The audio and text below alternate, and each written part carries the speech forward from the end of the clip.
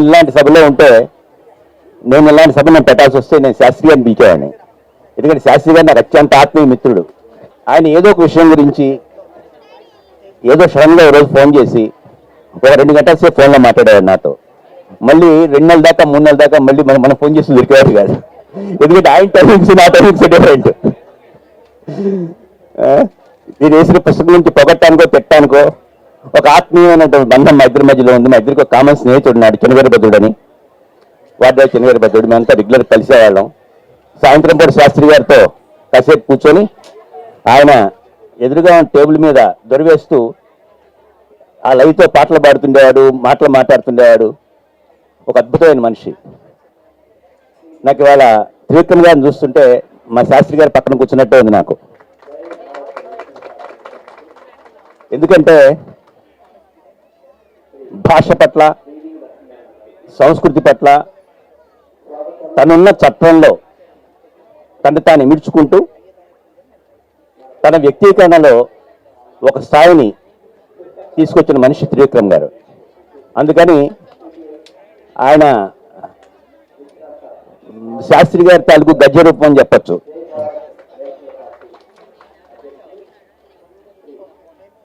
అట్లాగే ఇంకా ఎవరిని పిలవాలనుకున్నప్పుడు నాకు కృష్ణ కౌండిన్య గుర్తొచ్చాడు. కృష్ణ కౌండిన్య నాకు ఒక 6-7 నెలల క్రితమే పరిచయం. ఇది 2వ సార్లు కూడా కలవడం అవుతాను నేను. ఓ రోజు అతను ఏదో ఏమండి మీకు నేను రాసి పంపిస్తే మీ ఎంఎస్కో నుంచి రెస్పాన్స్ రాలేదు, చాలా సంవత్సరాల తర్వాత డిన్నర్లో కలిసినప్పుడు ఎప్పుడు అడిగాడు నన్ను ఆయన. అయితే నాకు బాధలు అర్థమవుతాయని చెప్పి ఒకసారి ఆఫీస్కి రమ్మని చెప్పి మా బాధలు ఏంటో చెప్పారు. మా ఎడిటర్ గారికి కూడా పరిచయం చేసి ఆ రోజే. అలాగే మిత్రుడు హరికృష్ణ గారు ఆయన ఇక్కడ ఉన్నారు. I'm very happy about it. ఆయన మేము కలిపి పనిచేస్తున్నాం ఈ కార్యక్రమం నిర్వహించడం, ఈ బుక్ ఫెస్టివల్ నిర్వహించడంలో. మా గురువుగారు చంద్రశేఖర్ రెడ్డి గారు, పుస్తక మహోత్సవ సంఘం కార్యదర్శి మన వాసు, ఈ పిల్లలందరూ చాలా కష్టపడి పనిచేస్తున్నందువల్లే ఈ బుక్ ఎక్స్పోజ్ జరుగుతుంది. షేక్ మీరా గారని యాక్చువల్గా వారిని ఇవాళ కలవడం నేను. ఆయన గవర్నమెంట్ ప్లానింగ్ డిపార్ట్మెంట్లో పనిచేస్తున్నారు. మా హెడ్ ఆఫ్ లాజిస్టిక్స్ సురేంద్రకి చాలా దగ్గర ఆయన కూడా ఇక్కడ ఉన్నారు. I'm very happy about it. ఇది సంక్షిప్తంగా స్టేజీ మీద వాళ్ళ గురించి. ముందుగా పుస్తకం అందరూ తల ఒకటి చేత్తో పట్టుకొని ఓ ఫోటో దిగి తర్వాత పుస్తకం నుంచి మాడుకుంటే బాగుంటుంది. త్రివిక్రమ్ శ్రీనివాస్ గారు పుస్తకాన్ని ఆవిష్కరించి తొలి ప్రతి శ్రీ కృష్ణ కౌండిన్య గారికి అందజేస్తారు.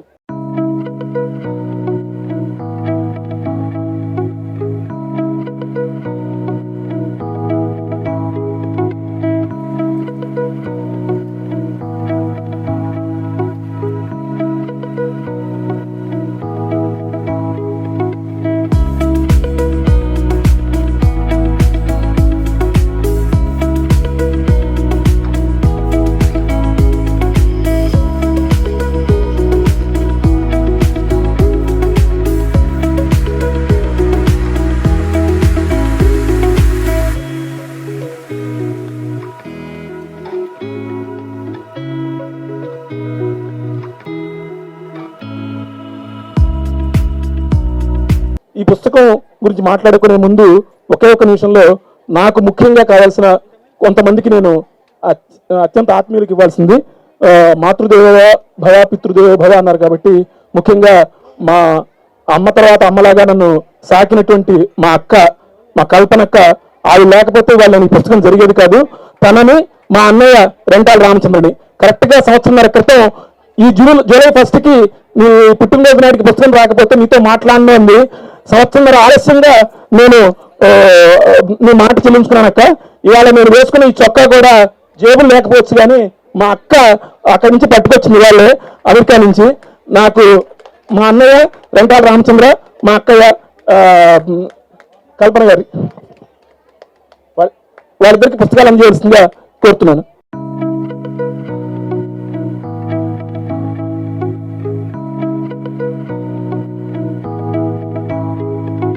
మా బావగారు పెన్సిల్వేనియా యూనివర్సిటీలో ప్రొఫెసర్, కవి, విమర్శకులు శ్రీ అఫ్సర్ గారిని వేదిక మీదకి రావాల్సిందిగా కోరుతున్నాను.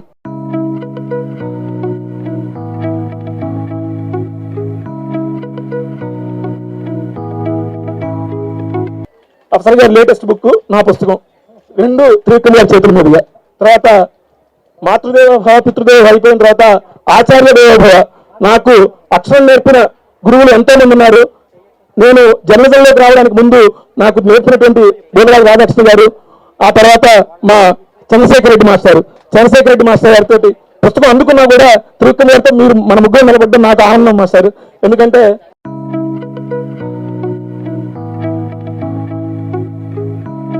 ఆంధ్ర సారస్వత పరిషత్తులో ప్రాచార్యులుగా చేసి పదవి విరమణ చేసిన వారు. అనంతరం ఈ పుస్తక రూపకల్పనలో ఎంతో శ్రమించినటువంటి ఆత్మీయులు డిజైనర్ శ్రీ కె వేణుగోపాలరావు గారు, కరగని వేణుగోపాలరావు గారు. అందమైన ముఖ చిత్రం తీర్చిదిద్దినటువంటి శైలేష్ ఆంధ్రజ్యోతిలో చీఫ్ ఆర్టిస్ట్ గా ఉన్నారు, డైరెక్టర్ కింద. ఆ తర్వాత ఈ సినిమా సమాచార విజ్ఞానాన్ని ఈ ప్రేరు చేయడంలో నాకు సహకరించినటువంటి అర్ధరాత్రైనా అపరాత్రైనా నేను ఫోన్ చేస్తే నాకు ప్రపంచంలో పలికేది ఇద్దరు కాదు ముగ్గురు. ఒకటి త్రివిక్రమ్ శ్రీనివాస్ గారు, రెండు శ్రీ కొమ్మినేని వెంకటేశ్వరరావు గారు. ప్రముఖ executive producer, distributor and exhibitor అయినటువంటి శ్రీ కొమ్మినేని వెంకటేశ్వరరావు గారిని వచ్చి పుస్తకం అందుకోవాల్సిందిగా కోరుతున్నాను.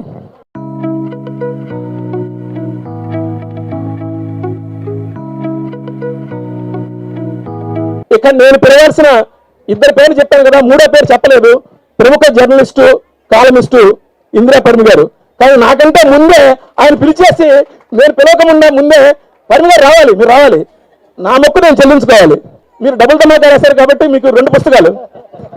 డబుల్ ధమాకా కూడా ఎంఎస్కోలోనే ప్రచురితమైంది. అద్భుతమైనటువంటి ఇంటర్వ్యూల సంకలనం అది. Thank you so much. ఇక్కడ ఇంకో ఇద్దరు నాకు చాలా ఇంపార్టెంట్ గెస్ట్ ఉన్నారు. మా అమ్మాయి, నా కోడలు ఇద్దరు. రండి అన్న. శారద మా అమ్మాయి, అది కెనడాలో ఒక యోగా స్టూడియో నడుపుతుంది. వీళ్ళిద్దరు వాళ్ళు మిమ్మల్ని చూడటానికి వచ్చారు శ్రీనివాస్.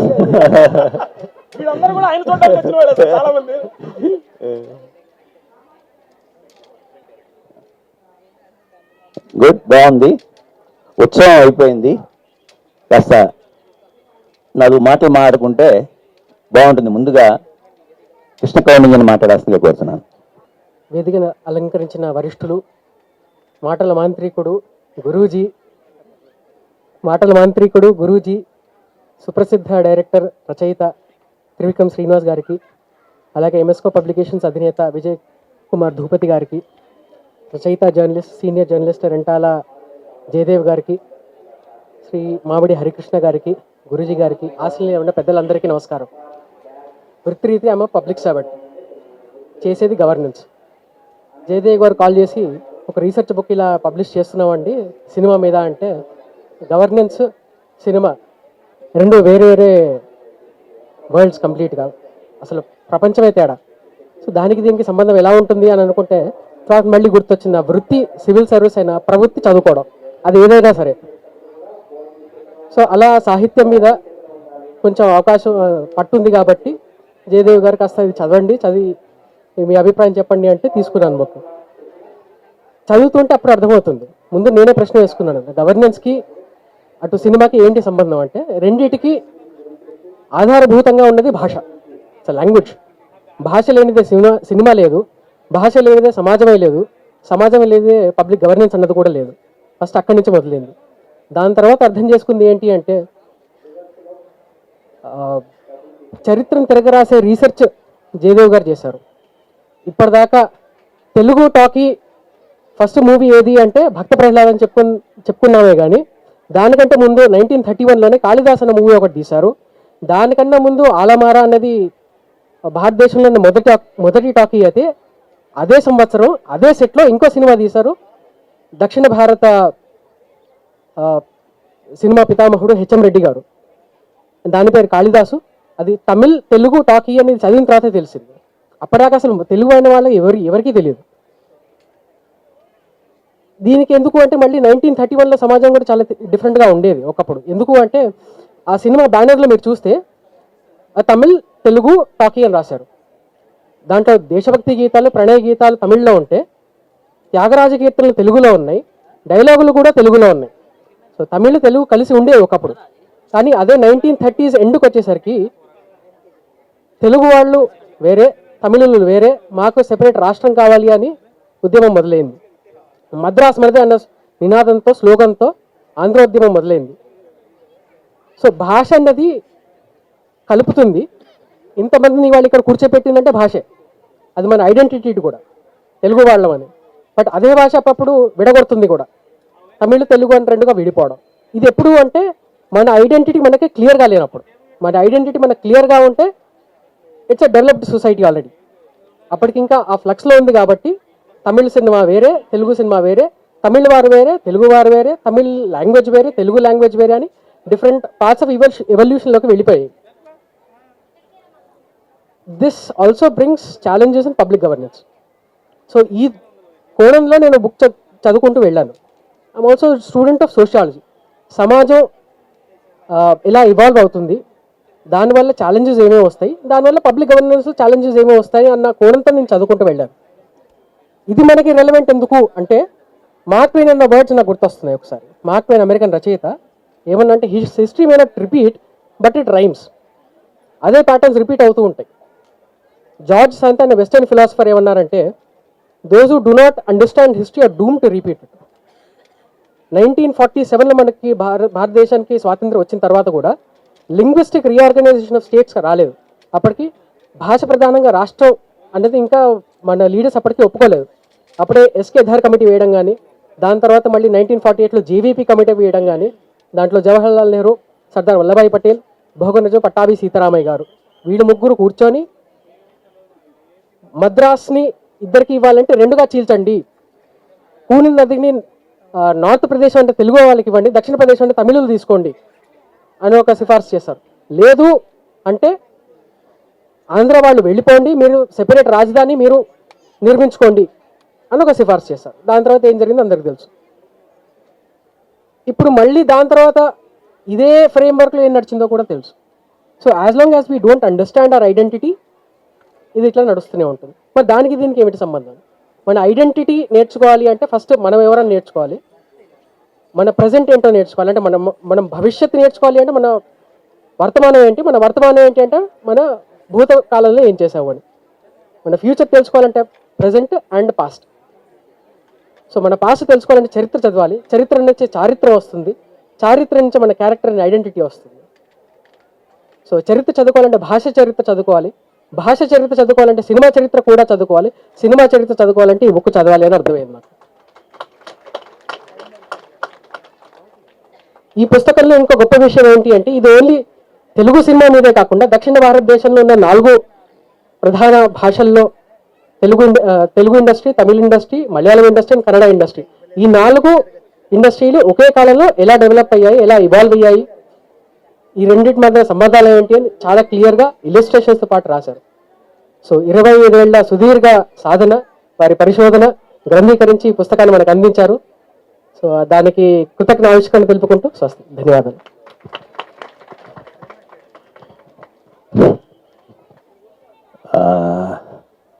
ఏ గురువుకైనా తన శిష్యుడి గురించి 2 మాటలు చెప్పుకోవడం చాలా సంతోషంగా ఉంటుంది. గురువు గారు చంద్రశేఖర్ రెడ్డి గారిని, జయదేవితే గారు నాకు కూడా గురువు గారు అయినా,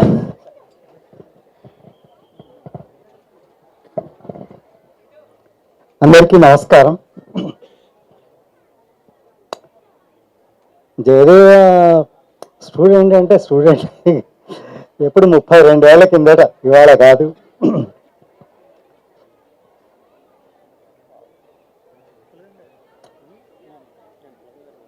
ఆ క్లాసులో మొత్తం మీద జయదేవ్ అంత అమాయకుడు ఇంకెవరు ఉండేవాళ్ళు కాదు. అదే చెప్పబోతున్నా. మామూలుగా పిల్లలు ఎవరైనా ఏదైనా ప్రశ్న అడిగితే ఒక్కోసారి వీళ్ళు తెలిసి మనకు కావాలని పరీక్షించడానికి అడుగుతున్నారు అని అనుకుంటాం. అటువంటి ఉద్దేశం ఏమీ లేకుండా ప్రశ్నలు అడిగే వాళ్ళలో జయదేవ నంబర్ 1.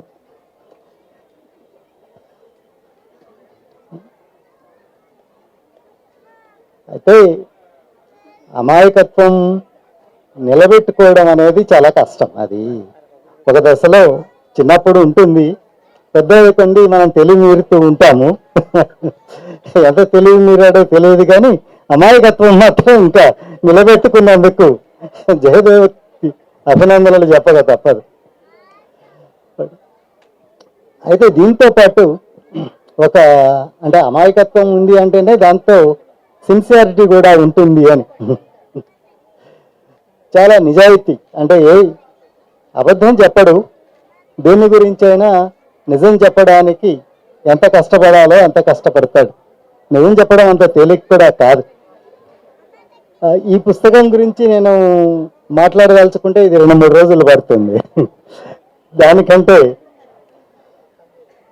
అంటే ఈ ఒక విషయాన్ని ఎంత లోతుకు వెళ్ళి పరిశోధించి ఒక వాస్తవాన్ని, ఒక సత్యాన్ని వెలుగులోకి తీసుకురావచ్చో అది జయదేవ ఈ పుస్తకం ద్వారా నిరూపించాడని నేను అనుకుంటున్నాను. మామూలుగా అందరూ ఏదో ఒకటి అనుకుంటే, మనం సాహిత్య చరిత్రలో మనకి చాలా ఉన్నాయి.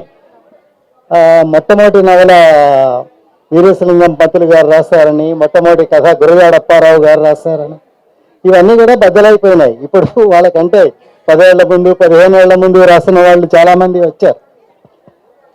ఇది ఎప్పుడో, ఇదంతా రీసెంట్ హిస్టరీ.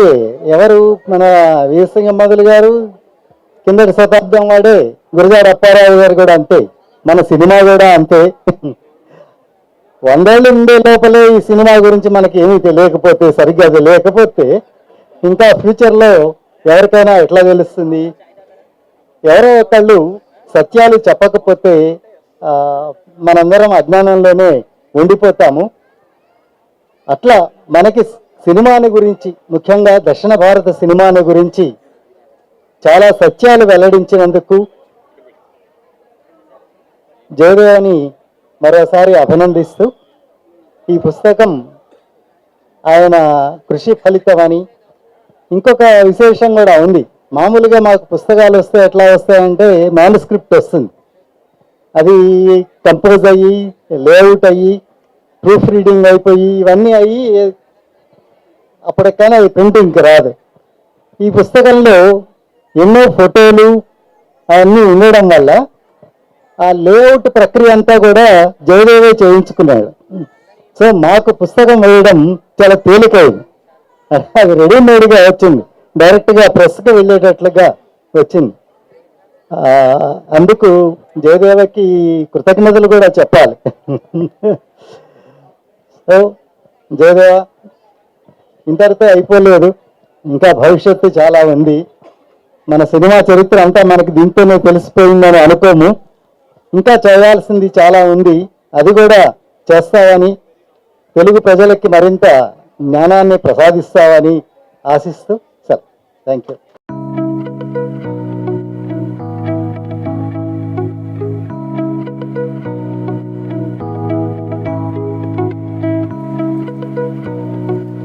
మిత్రులు సాంస్కృతిక శాఖ సంచాలకులు హరికృష్ణ గారు, శుభ సాయంత్రం. సభాధ్యక్షత వహిస్తున్న ఎంఎస్కో విజయ్ కుమార్ గారికి, ఈ పుస్తకావిష్కరణ ఫస్ట్ రీల్, మొదటి సినిమా మన సినిమా, ఈ పుస్తకావిష్కరణ కార్యక్రమానికి ముఖ్య అతిథిగా విచ్చేసిన ప్రముఖ దర్శకుడు, రచయిత, సృజనశీలి, సాహిత్యాభిమాని, అక్షరాన్ని అమితంగా ఆరాధించే వ్యక్తి, ఎక్కడ ఏ అక్షరం కనిపించినా, ఏ వాక్యం కనిపించినా, ఎక్కడ ఏ సాహితీ పరిపుష్టి కలిగిన అంశం కనిపించినా దాన్ని అమితంగా ఆరాధించే వ్యక్తి, ఆస్వాదన చేసుకునే వ్యక్తి, ఆవహించుకునే వ్యక్తి, సినీ సృజనశీలిగా మనందరికీ ఇప్పుడు ఆరాధ్యమైన వ్యక్తి త్రివిక్రమ్ శ్రీనివాస్ గారు. ఒక్కసారి త్రివిక్రమ్ శ్రీనివాస్ గారికి మనందరి కర్తార్థాల మధ్య ఒక్కసారి వారికి ఈ పుస్తకావిష్కరణ కార్యక్రమానికి, ఈ బుక్ ఫెయిర్ ప్రాంగణానికి విచ్చేసినందుకు, రావడానికి అంగీకరించేందుకు ధన్యవాదాలు తెలియజేస్తున్నాం sir. It is from humble thanks giving to you from the department of language and culture, government of Telangana and Hyderabad book fair society, రెండు వైపులా. పేరు త్రివిక్రమ్ శ్రీనివాస్ గారు నిజంగానే 3 అంశాలలో మనకు గొప్పగా అనిపిస్తాడు. ఒకటి సాహిత్యం అయితే, ఇంకోటి సినిమా అయితే, ఇంకోటి మానవీయత. ఆ మానవత్వం నిజంగా చెప్పాలంటే he is a good human being than that of a literary personality and a cinema film maker. So అలాంటి ఒక మంచి మనసు మనిషి చేతుల మీదుగా ఈరోజు ఈ పుస్తకావిష్కరణ జరగడం సంతోషంగా భావిస్తున్నా. ఈ కార్యక్రమంలో పాల్గొంటున్న చంద్రశేఖర్ రెడ్డి గారు, హెచ్బిఎఫ్ సెక్రటరీ వాసు, నేను ప్రేమగా వాసు అని పిలుస్తాము, అలాగే కందాడి బాల సార్ కందాడి సార్ కూడా ఉన్నారు ఇక్కడ, మిగతా అందరికీ, అలాగే కృష్ణ కౌండిన్య గారికి. ఈ పుస్తకాన్ని మనం అందరం ఇక్కడ కలవడానికి ప్రధాన కారణము, మూల ధాతువు హేతువు రెంటాల జయదేవ మిత్రుడు. నాతో పాటు అంటే చాలా మీ ఇద్దరం దాదాపు కాంటెంపరీస్మి. అలాగే ఇక్కడికి విచ్చేసిన అఫ్సర్ గారు, రెంటాల కల్పన గారు అండ్ ఇంకా చాలా మంది ఉన్నారు రచయితలు, వాళ్ళందరికీ అలాగే మీడియా మిత్రులకి నమస్సులు తెలియజేసుకుంటున్నా. సినిమా సృజనాత్మకతకి సాంకేతికత రెండు జోడించిన తర్వాత వచ్చిన అద్భుతమైన క్రియేషన్ సినిమా. నిజానికి చెప్పాలంటే ప్రతి కళారూపము అత్యంత ప్రాచీనమైనదే. మానవుడి ఆదిమ అడుగులు వేసినప్పటి నుంచి ప్రతి కళారూపం ఉంది, ముఖ్యంగా చిత్రకళ ఉంది. దానికి ఉదాహరణ ఎక్కడో అక్కర్లేదు, మన పాండవుల గుట్ట ఎక్కడంటే భూపాలపల్లి జిల్లా, భూపాలపల్లి దగ్గర పాండవుల గుట్ట రేగొండ దగ్గరికి వెళ్తే మీకు అర్థమైపోతుంది. దాంట్లో అక్కడ ఆదిమ మానవుడి ఆనవాళ్ళు 45,000 సంవత్సరాల క్రితం నాటి ఆదిమ మానవుడి ఆనవాళ్ళు ఆ గుహలలో చిత్రాలుగా వేసిన దృశ్యాలు ఉన్నాయి. ఇంతకుముందే చంద్రశేఖర్ రెడ్డి సార్ ఒక అద్భుతమైన విషయం చెప్పాడు. చరిత్ర అంటే ఏంటంటే ఎప్పటికప్పుడు రీడిఫైన్ అయ్యేది, రీస్ట్రక్చర్ అయ్యేదే చరిత్ర. లేకపోతే 1911లో దిద్దుబాటు రాసింది మొదటి కథ అని మనందరం నిర్ధారించుకున్న తర్వాత సంగిశెట్టి శ్రీనివాస్ లాంటి వారి పరిశోధకుడు దాని కాదు అని చెప్పి బండారు అచ్చమాంబ రాసిన ధనత్రయోదశి మొదటి కథ నిరూపించేంత వరకు కూడా అది 1911 దిద్దుబాటు, తొలి కథ, తెలుగు సాహిత్యం అని నిర్ధారణ అయిన విషయం. కానీ తర్వాత నిర్ధారణ కాస్త పునర్నిర్మించబడింది, రీస్ట్రక్చర్ అయింది. అలాగే హిస్టరీ ఎప్పుడు రీస్ట్రక్చర్ అవుతూ ఉంటుంది, రీడిఫైన్ అవుతూనే ఉంటుంది. అలాంటి క్రమంలో చిత్రకళ అనేది అత్యంత ఆదిమ కళారూపంగా ఉన్న కాలంలో భీంబేట్కా అనేది మనకు చరిత్రకారు అందరూ చెప్పింది. భీంబేట్కా అంటే మధ్యప్రదేశ్లో ఉన్న భీంబేట్కా అనే ప్రాంతం మానవుడి తొలి ఆనవాళ్ళు భారతదేశంలో ఉన్న దానికి సజీవ సాక్ష్యాలని చెప్పబడింది. కానీ దాన్ని కాదంటూ 10,000 సంవత్సరాలు, 35,000 సంవత్సరాల కంటే ముందు 45,000 సంవత్సరాల క్రితమే తెలంగాణ ప్రాంతంలో ఆదిమ మానవుడి ఆనవాళ్ళు ఉన్నాయని చెప్పడానికి కావలసిన నిర్ధారితమైన ఆధారాలు ఇక్కడ పాండవుల గుట్ట, రేగొండ ప్రాంతం, భూపాలపల్లి దగ్గర దొరికాయి. ఇది చరిత్ర నిర్మాణం అయ్యే తీరు. అలాగే సినిమా కూడా సరే, ఇవన్నిటి కళల రూపంలో చూస్తే వీటన్నిటికంటే యంగెస్ట్ కళారూపం సినిమా. ఎందుకంటే మిగతా వాటన్నిటి చరిత్ర, సంగీతము, సాహిత్యము, నృత్యము, నాట్యము, చిందులు వగేర వగేర ఎన్నైతే కళారూపాలు ఉన్నాయో, చతుషష్ఠి కళ అంటామే, అవన్నీ కూడా చాలా ప్రాచీనమైన కళారూపాలే. వేలాది సంవత్సరాల అనూచాన సంస్కృతి సంప్రదాయ వారసత్వ పరంపరగా కొనసాగుతున్నవే. మానవుడి సామూహిక జ్ఞాన పరంపరకి ఆనవాళ్లుగా నిలిచినవి మిగతా కళారూపాలన్నీ. కానీ ఒక సినిమా 1896లో లూమియర్ బ్రదర్స్ వచ్చేంత వరకు సినిమా అనే వ్యవస్థ లేదు. చిత్రాలు ఉన్నాయి కానీ చలన చిత్రాలు లేవు. లూమియర్ బ్రదర్స్ వచ్చిన తర్వాత, అంతకుముందు థామస్ ఆల్వా ఎడిసన్ ఆ కినిమా అనే ఒక వ్యవస్థని, ఒక సాంకేతిక పరిజ్ఞానాన్ని కనుక్కొని ఒక నిర్దిష్టమైన వేగంతో చిత్రాలను గనక కదిలిస్తే అది మనకు ఇల్యూజన్ క్రియేట్ అవుతుంది, ఒక ఆప్టికల్ ఇల్యూజన్ క్రియేట్ అవుతుంది. ఆ ఆప్టికల్ ఇల్యూజనే చిత్రం కాస్త కదులుతున్న భ్రమని కలిగిస్తుంది అనే ఒక సత్యాన్ని, ఒక ఫిజిక్స్ కి సైంటిఫిక్ సత్యాన్ని కనుక్కున్న తర్వాత అప్పుడు చలనచిత్రాలనే భావన మొదలై లూమియర్ బ్రదర్స్ తో సినిమాగా రూపాంతరించి ఆ తర్వాత ప్రపంచవ్యాప్తంగా విస్తరించిందనే విషయం మనందరికీ తెలుసు. అంటే నిజానికి చెప్పాలంటే మొత్తం కళా ప్రస్థానంలో, సాంస్కృతిక ప్రస్థానంలో, మానవ జీవన పరిణామ క్రమంలో అత్యంత యంగెస్ట్ కళారూపం అంటూ ఉంటే అది ఖచ్చితంగా సినిమానే.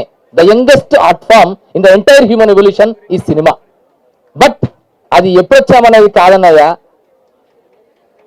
అన్నట్టుగా, డాష్గా నేను చెప్పాను అన్నట్టుగా సినిమా వచ్చేసి మిగతా కళారూపాలన్నింటినీ తనలో సంలీనం చేసుకుంది.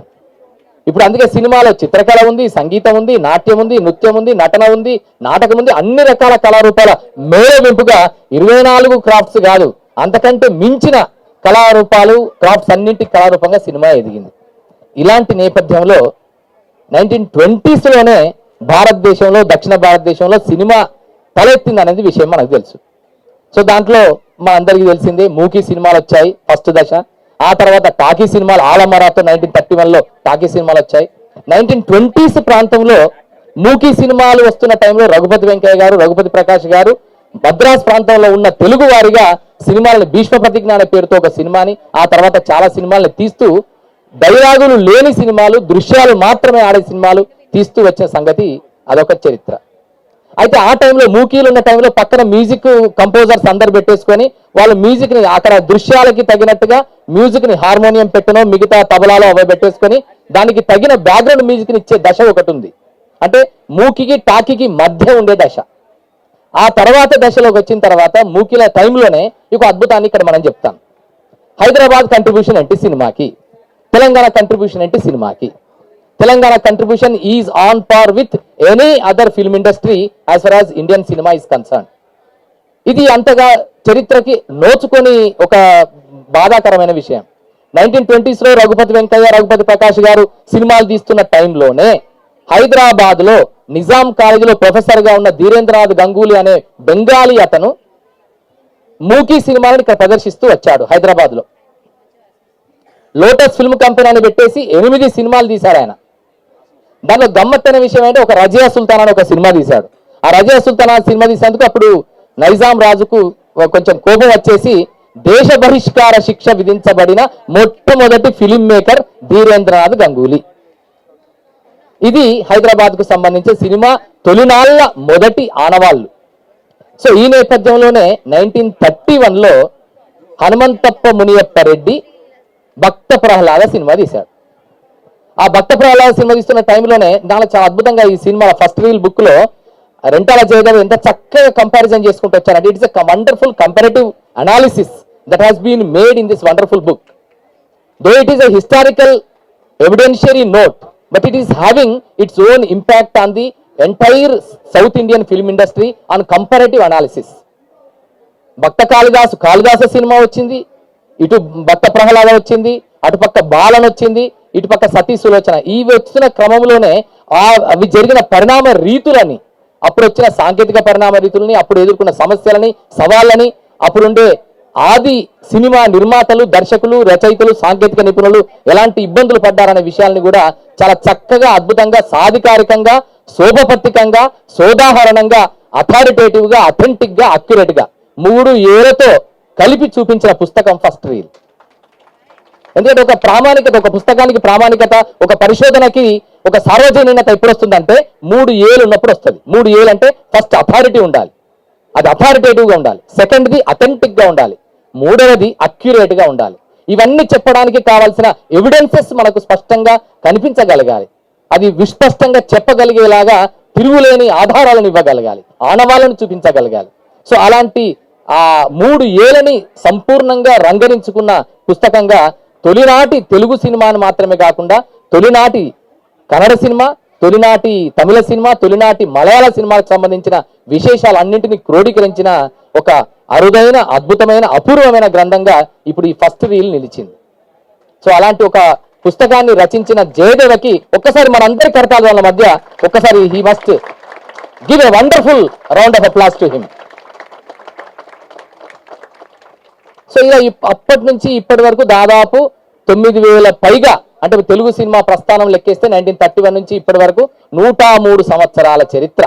ఈ 103 సంవత్సరాల చరిత్రలో దాదాపు 9,000 పైగా సినిమాల సాఫ్ట్వేర్ తెలుగు సినిమా సగర్వంగా క్రియేట్ చేయగలిగింది. ఒక సంవత్సరం ఒక సినిమా, ఒక సంవత్సరం 25 సినిమాలు, ఒక సంవత్సరం 4 సినిమాల నుంచి మొదలెట్టి ఇప్పుడు ప్రతి సంవత్సరం 120 సినిమాలు పైగా నిర్మాణమై రిలీజ్ అవుతున్నాయి. దానిలో డబ్బింగ్ సినిమాలు ఉంటున్నాయి, డైరెక్ట్ సినిమాలు ఉంటున్నాయి. ఇప్పుడు ఎన్నెన్నో పరిణామాలు సాంకేతికత పరంగా, ఎన్నెన్నో పరిణామాలు, ఎన్నెన్నో కథల పరంగా, సాంకేతికత పరంగా, అలాగే ప్లాట్ఫామ్ల పరంగా, వేదికల పరంగా కూడా ఎన్నెన్నో పరిణామాలు, ఎన్నెన్నో మార్పులు చేరుకొని ఉన్నప్పటికీ సినిమా ఇప్పటికీ రారాజుగా నిలుస్తుంది ఎంటర్టైన్మెంట్ రంగంలో. ఈ నేపథ్యంలో మొదటి అడుగుల్ని తెలుసుకోవడం అనేది గొప్ప విశేషం. అంటే అసలు ఇంత మనం ఎంజాయ్ చేస్తున్నాం, సినిమాలన్నీ చూస్తున్నాం, బాగుంది, సాహిత్యం గురించి చదువుకుంటున్నాం, బాగుంది, ఆదికవి నన్నయ్య అంటున్నాం. అంతకంటే ముందు పంపన 941 సంవత్సరంలోనే తెలుగులో అద్భుతమైన సాహిత్యాన్ని సృష్టించాడని చరిత్రక పరిశోధన ద్వారా తెలుసుకుంటున్నాం. ఇలాంటి నేపథ్యంలో మొదటి అడుగులు సినిమావి ఎలాంటివి? చందాల కేశవదాసు కంట్రిబ్యూషన్ ఏంటి? తొలి సినిమా భక్త ప్రహ్లాద్ అయితే ఆ భక్త ప్రహ్లాదులో పాటలు మొదటిసారిగా రాసిన ఘనత చందాల కేశవదాసుకు దక్కింది. ఆయన ఖమ్మం జిల్లా వాసి, తెలంగాణ బిడ్డ. అలాంటి అంటే పరితాప భారంబు భరింప తగున అనే పాటతో మొదలైన తెలుగు సినిమా పాటల ప్రస్థానం ఇప్పుడు పాటలు లేకుండా ఉండలేని స్థితికి వచ్చింది. ఎంతవరకు వచ్చిందంటే ఇక సామి వరకు, మిగతా వాటి వరకు, చాలా చాలా పాటల వరకు వచ్చింది. సో ఇలాంటి పాటల ప్రస్థానం, ఇలాంటి ఎంటర్టైన్మెంట్, ఒక ఫుల్ టైం ఎంటర్టైన్మెంట్ 360 degrees లో మనిషికి కావలసిన వినోదాన్ని, విజ్ఞానాన్ని, వికాసాన్ని ఇవ్వగలిగిన ఒక వినోద సాధనంగా సినిమా ఇప్పుడు నిలిచింది. అయితే డర్టీ పిక్చర్ సినిమాలో ఒక మాట చెప్తారు, సినిమాకి ఎందుకు వస్తారు అంటే ఎంటర్టైన్మెంట్ ఎంటర్టైన్మెంట్ ఎంటర్టైన్మెంట్ మూడని. కానీ నాకు తెలిసి, నాకు అధ్యయనం చేసిన మేరకు, నేను అర్థం చేసుకునే మేరకు సినిమాని కేవలం ఎంటర్టైన్మెంట్ కోసం రారు. Cinema is not only for entertainment but it also for enlightenment. ఒక వికాసం కోసం, ఒక వెలుగు కోసం, ఒక జ్ఞాన సంపన్నత కోసం కూడా సినిమాలు ఉపయోగపడతాయి. And at the same time it's for education. Entertainment కు మాత్రమే కాదు, ఎడ్యుకేషన్ కోసం, ఎన్లైటైన్మెంట్ కోసం కూడా, అలాగే ఎడ్యుకేషన్ కోసం కూడా. మనం ఇప్పుడు ఏదో చాలా విషయాలు తెలుసుకుంటాం, చాలా జ్ఞానపరమైన విషయాలు, సాంస్కృతిక విలువలు ఎన్నో తెలుసుకుంటాం ప్రపంచ సినిమా చూడడం ద్వారా. Japanese, Korean, Chinese, Italian, Spanish, Romanian, Denmark ఇలాంటి సినిమాలు చూడడం ద్వారా, లేదా భారతదేశానికి విషయానికి వస్తే తమిళ్, మలయాళం, కన్నడ, బెంగాలీ, గుజరాతీ, మరాఠీ, ఒడియా సినిమాలు చూడడం ద్వారా వారి వారి ప్రాంతాలలో ఉండే సాంస్కృతిక విలువలు, భాష, సంస్కృతి, సంప్రదాయాలు, ఆచారాలు, రీతులు, రివాజులు, కట్టుబాట్లు, ఆహారపు అలవాట్లు ఇవన్నీ కూడా తెలుసుకునే ఒక ఇన్ఫార్మల్ ఎడ్యుకేషన్ ని మనకు అందించేది ఇప్పుడు సినిమా. అలాగే ఇంత మాత్రమే కాదు, ఇంకొక ఈ ఉంది, అదేంటంటే expansion of our knowledge. So whichever whatever the knowledge that we have already acquired, that has to be expanded through the visual media, through the means of entertaining, through the means of cinema. So that is the main purpose of cinema nowadays. So అందుకని అలాంటి సినిమాకు సంబంధించిన, తెలుగు సినిమాకు ఇప్పుడు ఇంత విశ్వవ్యాప్తం ఉంది. పుష్ప లాంటి సినిమాలు, బాహుబలి లాంటి సినిమాలు, అలాగే మొత్తం ఎంత జాతీయ, అంతర్జాతీయ వేదికల మీదకి వెళ్ళిపోయి తెలుగు సినిమా ఖ్యాతిని, తెలుగు సినిమా వైభవాన్ని, తెలుగు సినిమా విశ్వవ్యాప్తిని చూపిస్తున్న సందర్భాన్ని మనం చూస్తున్నాం. అలాగే అత్తారింటికి దారేది లాంటి సినిమాలు, అవవైకుంఠపురంలో లాంటి సినిమాలు మానవ సంబంధాలని, కుటుంబ అనుబంధాలని ఎంతగానో చూపిస్తూ చక్కని కథలతో, బిగీస్ జిగి ఉన్నటువంటి స్క్రీన్ ప్లేలతో మనందరినీ అలరిస్తున్న సినిమాలని సృష్టికర్తగా ఉన్న త్రివిక్రమ్ శ్రీనివాస్ లాంటి మంచి దర్శకులు ఉన్న ఇండస్ట్రీగా ఇప్పుడు తెలుగు సినిమా ఉంది. ఇలాంటి నేపథ్యంలో ఈరోజు మూలాలలోకి వెళ్ళి, మొదటి అడుగుల వైపు, తొలి అడుగుల వైపు వెళ్ళి ఒక్కసారి విహంగ వీక్షణ చేయడం అంటే మనలోకి మనం తొంగి చూసినట్టుగానే భావిస్తూ ఈ అవకాశం ఇచ్చిన అందరికీ, ముఖ్యంగా ఎంఎస్కో విజయ్ కుమార్ గారికి, మరి రింటా జయదేవ గారికి ధన్యవాదాలు తెలియజేసుకుంటూ శుభాకాంక్షలు. శ్రీనివాస్ గారు మాట్లాడే ముందు ఇంకా కొద్ది 4-5 మనుషులకి, మిత్రులకి పుస్తకాలు వలస ఉన్నారు. ప్రముఖ దర్శకులు, రచయిత శ్రీ కె దశరథ గారిని, నాకు ఆత్మీయులు, అత్యంత ఆత్మీయులు, ప్రసిద్ధ రచయిత, వారిని వచ్చి పుస్తకం తీసుకోవాల్సిందిగా, ఆయనకి కొంత ఇదున్నా కూడా వాళ్ళ వచ్చారు. Thank you so much sir.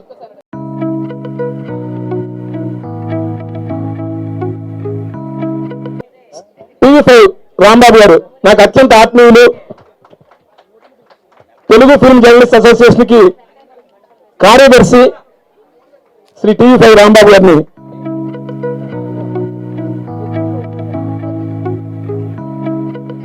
మరో మిత్రుడు, సన్మిత్రుడు శ్రీ రాజాబాబు గారిని వేదిక మీదకి రావాల్సిందిగా. నేను నిర్వాహకుడిని, నాకు వాహనం ఉండదు, తన బండి మీద మా ఇంటికి వచ్చి మరీ తీసుకెళ్తాడు, ఎక్కడికి వెళ్ళాల్సి వచ్చినా కూడా. అసలు అంత మిత్రుడు అనమాట. తెలంగాణలో ఉన్న ఆత్మీయతకి ప్రతిరూపం మా రాజాబాబు. శ్రీ టీవీ5 కుమార్ గారు మరో మిత్రుడు, భగవాన్ సినిమా అని చెప్పేటువంటి మా కుమార్ గారు. అట్లనే ప్రముఖ రచయిత, జర్నలిస్టు, నాకు మరో మిత్రుడు, ఆత్మీయ మిత్రుడు శ్రీ పిలగం చెన్నారాయణ గారు.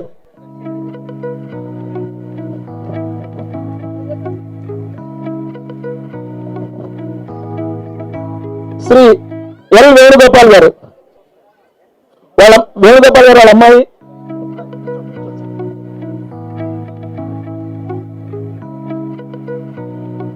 ఎల్ గంగాధర శాస్త్రి గారి తమ్ముడు.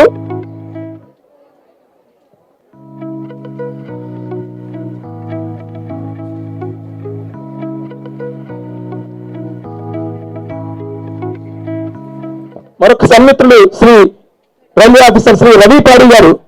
రవిపాడి గారి నుంచి పుస్తకం తీసుకొచ్చిన కోరుతున్నాను. సాహిత్యాభిమాని, వాళ్ళ ఇంట్లో కనీసం 40-50 గ్రామ్ ఫోన్ రికార్డులు ఉంటాయి. అంత అసలు హిందీ, బెంగాలీ, తెలుగు, తమిళ అన్నిటి మీద.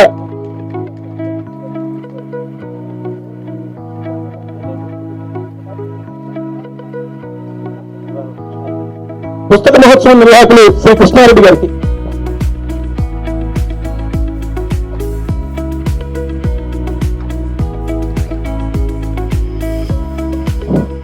Thank you very much. ఇప్పుడు త్రివిక్రమ్ గారు మాట్లాడతారు.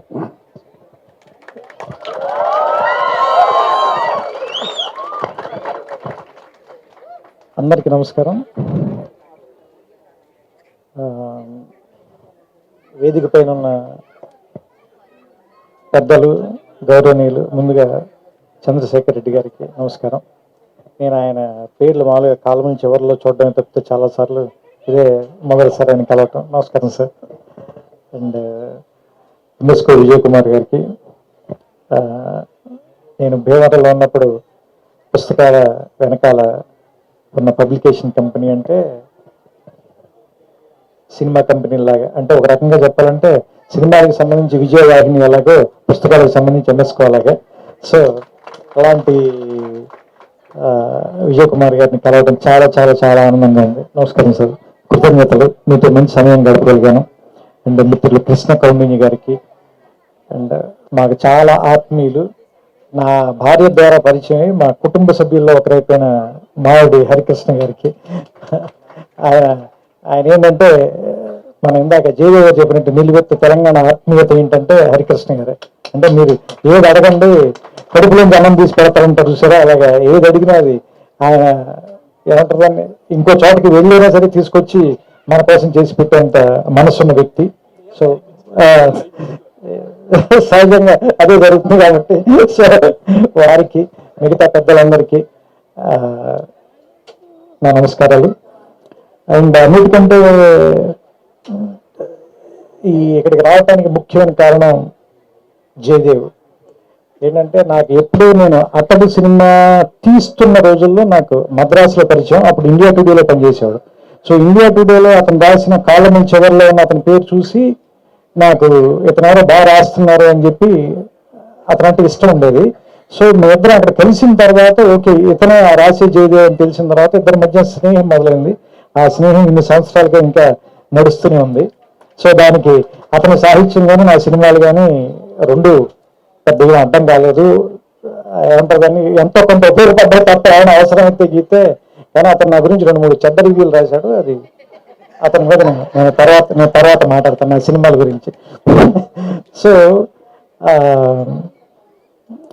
నాకు ఈ పుస్తకం ఇప్పటికి నేను 200 పేజీలు చదివాను. వీళ్ళిద్దరిని చూస్తే భయం వేసింది. వీళ్ళు మొత్తం చంద్రశేఖర్ రెడ్డి గారు అంటే వీటి కాబట్టి చదివి ఉండొచ్చు, కానీ వీళ్ళిద్దరు కింద నుంచి పైదాకా చదివేశారు. ఇంకా వీళ్ళిద్దరూ మాట్లాడిన తర్వాత నాకు అనిపించింది ఏంటంటే, నేను 1931లో ఆలమ్మారా తీశారు, 34లో భక్త ప్రహ్లాద్ తీశారు, మధ్యలోనే కాళిదాస అనే తొలి తమిళ టాకీ తీశారు. నేను మాట్లాడదలుచుకోలేదు, ఎందుకంటే నేను పోటీగా ఉండే ఏరియాలో గంటాను నేను. సో అందుకని పోటీ లేని ఇంకో ఏరియాలో గంటాను. ఏంటంటే ఈ పుస్తకం చదువుతుంటే బేసిక్గా ఫస్ట్ రీల్ కథకి మొదటి వాక్యాలు చాలా ఇంపార్టెంట్ అని చెప్తారు ఎవరైనా కానీ. ఎందుకంటే కథ లోపలికి మనం తీసుకెళ్ళటం అనేది చాలా ఇంపార్టెంట్. మొదట తీసుకెళ్ళిన తర్వాత ఆ తర్వాత కొంచెం నత్తనాడక నడిచినా కానీ సరే ఇంకేదో జరుగుతుందని అమాయకత్వంతో కొన్ని పేజీలు తిరిగేస్తాం. ఆ తర్వాత ఇంకేమైనా చెప్పగలిగితే ఓకే, లేదంటే చాలాసార్లు మనం మోసం చేసేస్తూ ఉంటారు, అది వేరే విషయం. కానీ సినిమా కూడా మొదటి రీలు, ఇంటర్వెల్, క్లైమాక్స్ చాలా ఇంపార్టెంట్ అని చెప్తారు. సో ఇది ఫస్ట్ రీల్ అని పేరు పెట్టారు. ఎందుకంటే నా ఉద్దేశం ప్రకారం తెలుగు సినిమా తాలూకు తొలి రోజుల గురించి మాట్లాడుతున్నారు కాబట్టి ఫస్ట్ రీలు. ఈ పుస్తకం కూడా ఎలా ఉందంటే ఫస్ట్ రీల్ ఎంత ఇంట్రెస్టింగ్గా ఉండి మొదటి 10 నిమిషాల్లో సినిమాలోకి లాగేయాలో అంత ఇంట్రెస్టింగ్గా రాశారు. ఎందుకంటే బేసిక్గా నేను పరిశోధనాత్మక గ్రంథాలు చదివే టైప్ వ్యక్తిని కాదు, నేను చరిత్రలో వీక్. ఎందుకంటే నాకు మామూలుగా ఆ ఫలానా రాజుల కాలం నాటి శాసనం అని మొదలు పెట్టగానే వెంటనే నాకు హిస్టరీ ఎగ్జామ్ గుర్తొస్తుంది, భయం వేస్తుంది నాకు. అందుకనే లెక్కలు సైన్స్ చదువుకున్నాను నేను. కానీ పరిశోధనాత్మక గ్రంథం 200 పేజీలు ఊరికే జనరల్గా నేను 2 కాఫీ టైంలో చదివేశాను అంటే హెడ్స్ ఆఫ్ టు జయదేవ్. ఎందుకంటే దాంట్లో నాకు అది చదువుతుంటే అప్పటి మూకీలు వేసిన గుడారాలు, కింద మట్టిలో కూర్చుని నేల థియేటర్లో సినిమా చూడటం, దగ్గర నుంచి చూడటానికి ఎక్కువ డబ్బులు కట్టడం, ఆ పక్కనే అమ్ముతున్న పంపడ వేరుశనక్కాయల తాలూకు వాసన, సోడాలు ఫ్రీ అంటే కనుక ఆ సోడా కొడుతున్న గోళీల తాలూకు సౌండ్, వీటన్నిటిని మాత్రం ఈ పుస్తకంలోకి పట్టుకొచ్చేసాడు. సో అది ముఖ్యంగా నాకు బాగా నచ్చిన అంశం. అన్నిటికంటే మన సినిమా పోస్టర్కి పెద్ద వినియోగం. పోస్టర్ ఏంటంటే సినిమా పేరు చూడటానికి, లేదంటే అందరూ యాక్ట్ చేసేవాళ్ళని చూడటానికి. అతను ఆ పోస్టర్ ఆధారంగానే నాకు తెలిసి మేజర్ రీసెర్చ్ ఇందులో చేసేసాడు. ఆ పోస్టర్ ఆధారంగానే ఓకే ఈ సినిమా ఆ రోజున రిలీజ్ అయింది, ఈ సినిమా ఫలానా థియేటర్లో రిలీజ్ అయింది, ఈ సినిమా ఆ ఊళ్ళో ప్రదర్శించారు, ఇది 1931లో కాదు 32లో జరిగింది. సో ఇలాంటి వాటన్నిటికీ వాళ్ళ అమాయకంగా వేసిన పోస్టర్ని ఇతను అన్యాయంగా వాడుకున్నప్పటికీ కూడా దాంట్లో మనకి బోల్డ్ అంత ఇన్ఫర్మేషన్ ఇచ్చాడు. నేను ఇన్ఫర్మేషన్తో పెద్ద ఎక్కువ ఏమంటారు అబ్బుర పడిపోయాను. ఎందుకంటే ఇన్ఫర్మేషన్ ఈ రోజుల్లో మనకి చాలా హ్యాండీగా అయిపోయింది. ఇన్ఫర్మేషన్ చెప్పడం అనేది ఒకప్పుడు చాలా గొప్ప విషయం, ఎందుకంటే ఇన్ఫర్మేషన్ అందుబాటులో ఉండదు కదా. ఎప్పుడైతే ఈ అంతర్జాలం వచ్చేసిన తర్వాత, లేదంటే మీకు రకరకాల మాధ్యమాలు వచ్చేసిన తర్వాత, anything is just one click away. So మీరు ఒకసారి క్లిక్ చేస్తే మీకు ఇన్ఫర్మేషన్ వచ్చేస్తుంది. మరి ఇన్ఫర్మేషన్ కంటే ఇంకేం ఎక్కువ చెప్పాడంటే ఇందులో అనుభూతి చెప్పాడు. అంటే ఆ సినిమా తీసినప్పుడు వాళ్ళు పడిన కష్టాలు, ఒకే సెట్లో 2 సినిమాలు తీయటం, దానికి సెట్లు ఎలా మార్చుంటారు, అలాగే మూకీల టైం నుంచి టాకీల టైంలో కష్టపడిన నటీమణులు వాళ్ళు. నాకు సింగింగ్ నెరవేరిన సినిమా గుర్తొచ్చింది వెంటనే. అంటే మూకీ టైంలో ఒక పెద్ద హీరోయిన్ గొంతు బాగోకపోవడం మూలంగా టాకీ టైంలో బాగోకపోవటం. సో ఇలాంటి అంటే మనలో ఉన్నటువంటి ఒక ఆ నోస్టాలజిక్ ఏరియాలోకి వెళ్ళి దాన్ని ట్యాప్ చేయగలిగేలా ఒక పరిశోధనాత్మక గ్రంథం రాయటం అంటే చాలా కష్టం. ఎందుకంటే ఆరుద్ర రాసిన సమగ్రాంధ్ర సాహిత్యానికి ఎక్కువ విలువ రావడానికి కారణం ఏంటంటే ఒక కవి పండితుడైతే ఉండే అడ్వాంటేజ్ ఆయన వాడుకున్నాడు. అలాగే ఒక రచయిత ఒక పిహెచ్డి గ్రంథం రాస్తే ఎలాంటి అడ్వాంటేజ్ ఉంటుందో అది ఫస్ట్ లో ఉందని నాకు అనిపించింది. సో అంటే నాకు తెలిసి నా అనాలిసిస్ చెప్పమంటే నేనైతే ఈ పుస్తకం గురించి అది చెప్తాను. ఎందుకంటే జయదేవ స్వతహాగా ఒక కాలమిస్ట్ మాత్రం కాదు, అంతకు మించిన వాడు. అంటే ఖచ్చితంగా ఒక రచయితకు ఉండాల్సిన అన్ని లక్షణాలు ఉన్నవాడు. కానీ అలాంటి వాడు ఎందుకు ఒక సమగ్రమైన సంపూర్ణమైన రచన ఇన్నేళ్ల పాటు చేయలేదు అనేటువంటిది నాకు క్వశ్చన్ ఉంది లోపల. ఎందుకంటే అతను ఏదైనా ఒక విషయాన్ని అతను ఆవిష్కరించే విధానం కానీ, లేదంటే అతను మాట్లాడే విధానం కానీ చాలా ఆథెంటిక్ గా ఉండదు. హరికృష్ణ గారు చెప్పిన చాలా ఆథెంటిక్ గా చెప్పగలడు ఒక విషయాన్ని. అలాంటి వాడు, ఇంత ఆథెంటిక్ గా చెప్పగలిగిన వాడు, ఇంత ధార ఉన్నవాడు ఎందుకు పుస్తకం రాయట్లేదు?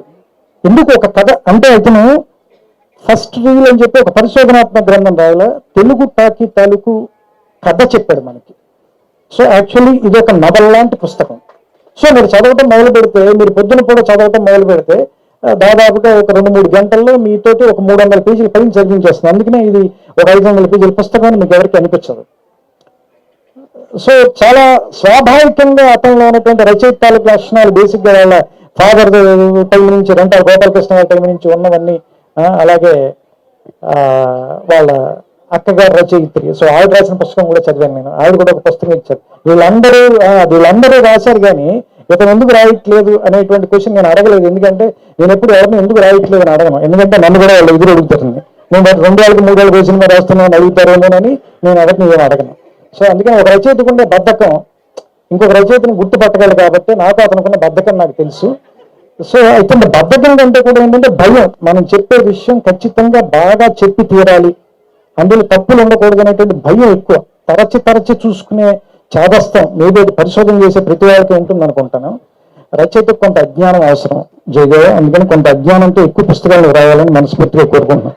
ఎందుకంటే అజ్ఞానంతో ఉన్న వాళ్ళే ధైర్యంగా ఏదైనా చెప్పగలరు. ఇప్పుడు చూడండి, నేను ఎంత ధైర్యంగా మాట్లాడుతున్న పుస్తకం 200 పేజీలు చదివి 600 పేజీలు చదివిన వాళ్ళ మాట్లాడుతున్నాను చూసే, ఎక్కడ పుస్తకం లోతుల్లోకి వెళ్ళకుండా అది తెలియటట్లండి, అట్లా ఉండాలి.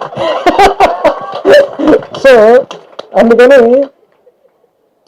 జయదేవ్ గురించి ఇంకా చెప్పాలంటే, నాకు సినిమాలంటే అంత పిచ్చున్నవాడిని నేను చూడాల. అంత పిచ్చున్న ఒక కాలమిస్ట్ని కానీ రివ్యూ చేసేవాడిని కూడా చూడాల.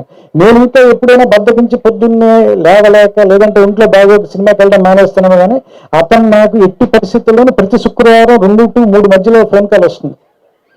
అతనిదిను ఏమంటారు వేణుగోపాల్ది. ఎందుకంటే వీళ్ళిద్దరు ఆ థియేటర్లో ఉండి ఖచ్చితంగా సినిమా చూసే ఫోన్ చేస్తారు నాకు. అంటే వీళ్ళకన్నంత ఆ సినిమా మీద ఉన్న ప్రేమ, ఆ విపరీతమైన అనురాగం. అలాంటి వాళ్ళు సినిమా గురించి రాస్తే ఎంత ఆథెంటిక్గా ఉంటుందో ప్రూవ్ చేశాడు జయదేవ్. అండ్ ఇతని దగ్గర నుంచి నేను కోరుకునేది ఏంటంటే ఇంకా చాలా గొప్ప సినిమాల తాలూకు రివ్యూలు కానీ, లేదంటే విమర్శనాత్మక గ్రంథాలు కానీ, లేదంటే సినిమాల మీద అతని అభిప్రాయాలు కూడా, అతనిదైన అభిప్రాయాలు అవన్నీ రైట్ అవ్వాలని కూడా నేను కోరుకోవట్లా. తప్పైనా పర్లేదు కానీ కొన్ని తప్పులు కూడా గొప్పగా చెప్పేవాళ్ళు కావాలి మనకి. మనకి వెస్ట్రన్ సాహిత్యంలో చాలా ఉంటాయి అలాంటివి, ఏది చాలా వైల్డ్గా చెప్పగలుగుతారు హిస్టరీని కానీ, లేదంటే పరిశోధనాత్మక విషయాలు కానీ. అలా చెప్పే రచనలు మన తెలుగులో లేదని నా ఫీలింగ్. సో అలాంటి పుస్తకాలు ఎన్నో రాయగలిగినాడు. ఎందుకంటే ములపూడి వెంకటరమణ గారు తోడుకోడల గురించి రివ్యూ రాయమంటే నినాదించు ముందు కాస్త నిదానించమందు అని రాసే హెడ్డింగ్ ఎంత అందంగా పెట్టారు చూడండి.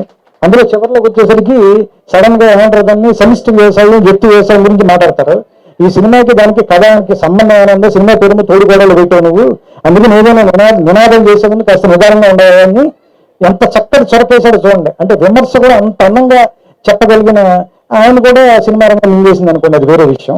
సో అందుకని జగదేవ్ కూడా సినిమా రచయిత అయ్యేలోపు ఇంకో కొన్ని పుస్తకాలు రాస్తే కనుక తర్వాత ఆటోమేటిక్గా ఎలాగే మింగేస్తాం కాబట్టి సో అలాంటి ఇంకా ఎక్కువ పుస్తకాలు రాయాలని, ఎక్కువ సమయాన్ని పుస్తకాలు రాయటంలో కూడా గడపాలని. ఎందుకంటే ఈ రికార్డు కూడా, ఎందుకంటే చరిత్ర గురించి మీలాంటి వాళ్ళు మాట్లాడుతున్నప్పుడు మీలాంటి వాళ్ళ చరిత్ర తర్వాత వాళ్ళు కూడా తెలుసుకోవటం చాలా అవసరం. అది పుస్తకాల ద్వారానే సాధ్యం అవుతుందని. సో అందుకని ఈ పుస్తకాలు జరిగే చోట, ఈ పుస్తకాలు అందరూ కొనుక్కునే చోట మాట్లాడడం అంటే, ఇంతమంది జనాలు పుస్తకాలు కొనుక్కోవటానికి రావటం, పుస్తకాల గురించి మాట్లాడుకోవటం అంటేనే ఇది ఒక 9-10 గంటగా మనం మాట్లాడుకోవచ్చు. సో దీన్ని ఈ ట్రెడిషన్ని ఇంకా ఇంకా ఇంకా ముందుకు నడపడానికి వీలైన నేను జయదేవ్ని ఈ స్టేజ్ ద్వారా నేనేం కోరుతున్నానంటే, నా లైబ్రరీలో ఒక హారిజాంటల్ నిండిపోయే పుస్తకాలన్నీ మీరు రాయాలని. సో విజయ్ కుమార్ గారు ఎదుర్కొన్న మీకు హెచ్చరిక పంపిస్తూ, నాకు ఇష్టమైన మరో కవి అఫ్సర్ గారు కూడా ఇక్కడే ఉన్నారు. సో ఆయన ఇప్పుడు జస్ట్ ఈ పుస్తకం ఊరికే ఓపెన్ చేస్తే అందులో ఆత్మహత్య తప్పించుకున్నవాడు ఒకటి కనిపించింది. నాకు సడన్గా అది చూడగానే నాకు అనిపించింది, వెంటనే వాడేస్తున్నాను అనుకోకండి మీరు. వాళ్ళ అక్క చేత హత్య తప్పించుకున్నవాడు జయదేవ. ఎందుకంటే ఆవిడ బెదిరించి మరీ పుస్తకం రాయించింది కాబట్టి వాళ్ళ సోదరి మన ఇద్దరి చేత హత్య కాపాడకుండా తప్పించుకున్నారు. జయదేవకి ఈ పుస్తకం ఆ విలువను కూడా ఇచ్చింది, ఆ గౌరవాన్ని కూడా ఇచ్చింది. సో ఈ పుస్తకాన్ని మిగతా 300 పేజీలు చదివిన తర్వాత కొన్ని బాగోలేని విషయాలు కూడా నేను చెప్పాలని కోరుకుంటూ, ఎందుకంటే అతను ఆ సినిమా గురించి చెప్తూ ఉంటాడు కాబట్టి మన కక్ష తీర్చుకునే అవకాశాలు తక్కువగా వస్తాయి. అందుకని ఎవరినైనా కూడా కథ చెప్పాలని మనం ప్రోత్సహించాలి. ఎందుకంటే వాళ్ళ కథ చెప్పినప్పుడు మనం జడ్జి అవచ్చు, వాళ్ళు లాయర్ అవుతారు. ఎందుకంటే ఇప్పుడు సినిమా తీసేటప్పుడు నా లాయర్ని మీరు అందరూ జడ్జిలు కదా. సో అతను కూడా ఎక్కువ పుస్తకాలు రాసి నాకంటే తక్కువ స్థాయిలో ఉండాలని, అతని పుస్తకాలు వాటిని సమీక్షించే ఉత్తమ స్థాయిలో నేను ఉండాలని, ఉన్నత స్థాయిలో నేను మనస్ఫూర్తిగా కోరుకుంటూ, సో నా సన్మాయస్కుడు అండ్ నా స్నేహితుడు కాబట్టి అతనికి నా అభినందనలు చెప్తూ, ఇంకా వృద్ధిలోకి రావాలి ఇలాంటి మాటలు బాగోవు. ఎందుకంటే నా డబ్బే తెల్లబడిపోయి అతని చుట్టూ తెల్లబడిపోయి ఇలాంటి మాట్లాడకూడదు కాబట్టి అతను జస్ట్ అభినందనలతో సరిపెడుతుంది. దీన్ని చాలా ఆనందకరమైన సాయంకాలం ఇక్కడ గడపగలిగినందుకు ఎంఎస్కు విజయ్ కుమార్ గారికి ముఖ్యంగా నా కృతజ్ఞతలు చెప్తూ, ఎందుకంటే ఈ ఫంక్షన్ రావడం వల్ల నాకు 2 ఉపయోగాలు ఉన్నాయి. ఒకటి, నా మిత్రుడైన జయదేవ్ తాలూకు పుస్తకం ఓపెన్ చేయడం ఒకటి, మా మామగారికి ఈయన ఫ్రెండ్ కాబట్టి ఇవాళ మా ఆవిడ రాత్రి డిన్నర్ కూడా బాగా పెడుతుంది నాకు. సో అందుకని అన్ని రకాలుగాను కూడా ఇవాళ నాకు వర్కౌట్ అయినటువంటి సాయంత్రంగా దీన్ని భావిస్తూ, ఇంతసేపు ఓపికగా మీరు అందరూ కూర్చున్నందుకు మీ అందరికీ కూడా నా శుభాకాంక్షలు. వెళ్ళేటప్పుడు అందరూ సరదాగా ఒక పుస్తకం కొనండి, వీలుంటే దాన్ని చదవండి. కొంచెం లావు పుస్తకం అయితే తల కిందనే పెట్టుకు పడుకోండి. నమస్కారం, శుభ సాయంత్రం.